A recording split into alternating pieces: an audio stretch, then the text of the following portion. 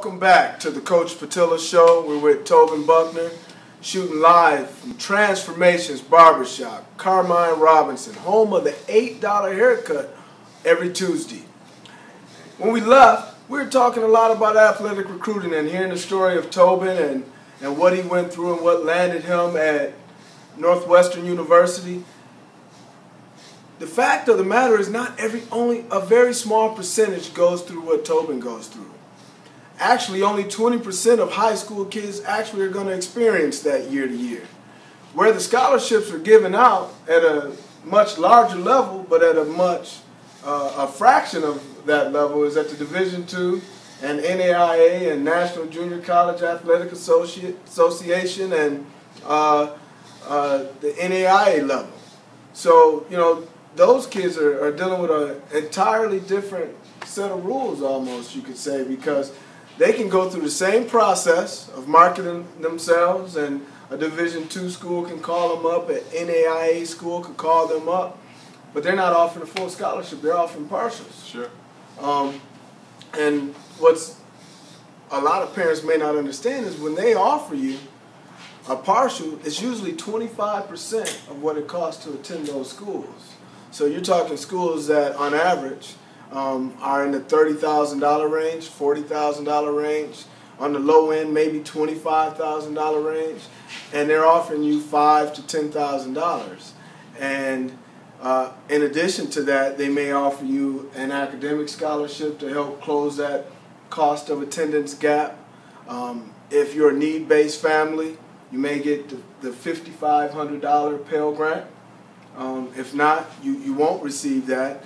And then on top of that, their package, when they hand it to you, is going to have something on there that is affecting a lot of people nowadays going to college, student loans.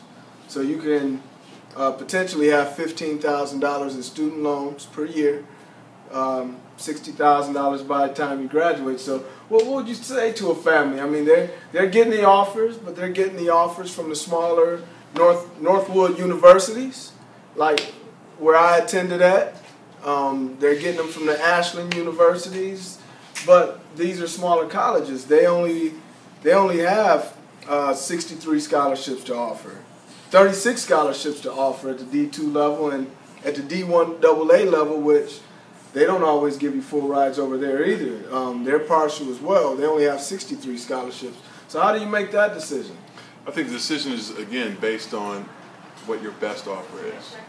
And I think that you take the offers as they come and then, you know, take the best offer as it comes through the door. Right. And so that you're not left out there with nothing. Oh, absolutely. Well, but, you know, as an education consultant, I'm constantly working with families on this subject. And we're constantly trying to battle between cost of attendance and how much is going to be coming out of their pockets or their kids' pockets 4 to 5 years from that point, or, you know, what are some other options? And lately, I've been pitching to families, look at junior colleges. Junior colleges, you can get a 2-year degree. They just done a study, CNN Money, that said that there's 8 million jobs out there, and in this market, I mean, that's pretty great in our economy. There's 8 million jobs out there where you only need a 2-year degree. 8 million jobs, paralegals, nurse practitioners, managerial jobs, sales jobs, where you can go get a 2-year degree, come out of college making 30 to 40 grand. And in addition to that, when you think about it, if you play D1 junior college, it's a full ride. If you play D2 junior college, they pay for your room and board, so you could potentially have 14 grand in loans by the time you graduate. Mm-hmm. It's about 7 grand in the room and board at a junior college. But I mean, that's a pretty significant drop from thinking about going to a 4-year private school and have $86,000 in student loans potentially. You know, based on, you know, what the offer was. You know, I went to Northwood. I had a similar story. I went to Northwood, and, you know, I had offers too, but Northwood was the best offer. It was $20,000 at a $23,000 a year school. I still had $3,000 in student loans. I actually took out $5,000 in student loans every year. Mm-hmm. But, you know, I graduated college with, you know, $20,000 in student loans. But I had 2 degrees. But many families are right now juggling that. Sure. And, you know, it's pretty hard to make that decision. I mean, sometimes is it just time to hang up the cleats, you think, or what? I mean, how do you deal with student loan debt that may not even cover, you know, it might bring you back home, you know? You have a son, I mean, he could be moving back home after college if he doesn't get a D1 offer. This is true, and that would be okay. My oldest son is only 8, so we got some time to think about that. But you know, I think in the long run, it comes down to what you want to achieve as a young man. And you know, some people's passion is playing football, right? And so you know, for a young man not to be able to play, no matter what the level is, right, that could be more detrimental than anything. And so right. Sometimes you sacrifice. I mean, there's always sacrifices that parents make in order for their children to achieve things. Right. And this just may be one of those things. So I think that's one of the things you have to weigh as a young man and as a family in terms of what that option is going to be and just what risks you're going to take. And it is a risk, and there is a lot of motivation in the game of football. I think it changed my life. There's a lot of things happen between those 4 lines that can definitely have a huge impact on the man you become. Absolutely. And revealing the type of man you were when you got there and making that man into a better young man. That's right. But it definitely is a risk. And, you know, what's really important that we want to convey to parents is looking at the career education side of it. You know, it's so important that when you're picking a school, you need to look at what am I going to be when I hang up my cleats. Mm-hmm. You know, what did you study when you were in college? I majored in human development and social policy, but when I went in, I was thinking I wanted to be a child psychologist. I've always loved kids, but I also love psychology. Right. And so once I started studying and got immersed in some things, I started leaning towards sort of the business side of sociology, organizational change, and those kinds of things.